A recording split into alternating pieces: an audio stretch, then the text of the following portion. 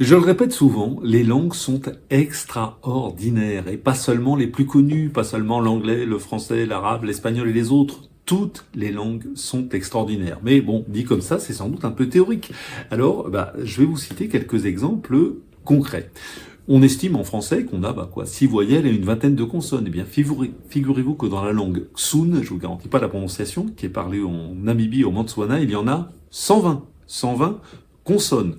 En français, on a 2 genres, le masculin et le féminin. Allez, je suis grand seigneur, j'ajoute le neutre, 3. Eh bien, dans les langues bantoues, il y en a 20. 20 genres différents.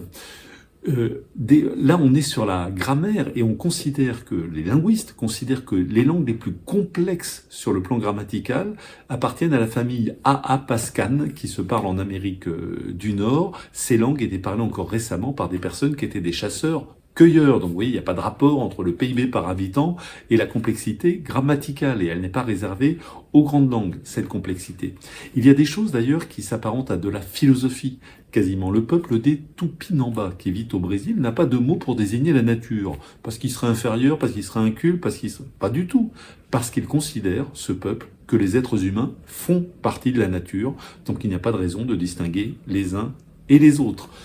Autre exemple qui me frappe, en quechua, donc là on est en Amérique du Sud, il y a 3 manières différentes de dire la phrase « le chien l'a mordu ».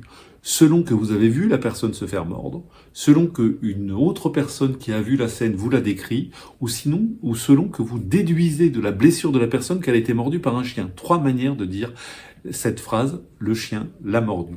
Vous voyez, les langues, la conclusion elle est simple. Toutes les langues sont extraordinaires, toutes les langues sont des créations culturelles de l'humanité, et donc évidemment il faut les préserver toutes au même titre que l'on préserve à juste raison une chapelle romane ou un château du XIIIe siècle. C'est très bien de le faire, mais il faut également préserver les langues, que ces langues soient parlées par des millions de personnes ou par quelques dizaines d'individus perdus au plus profond d'une forêt tropicale, ou, vous m'avez vu arriver avec mes gros sabots, mais tant pis, par quelques dizaines de personnes en France. Nos langues dites régionales sont aussi des créations culturelles de l'humanité qu'il importe de préserver.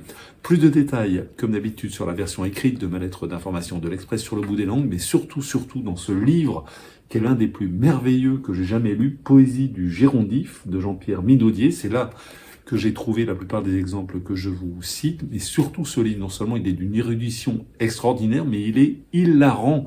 Hilarant, je vous assure, vous lirez, vous rirez. Ne manquez pas les notes en bas de page, ce type mérite le prix Goncourt.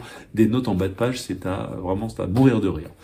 Je vous souhaite une très bonne semaine et je vous encourage vraiment à lire Poésie du Gérondif.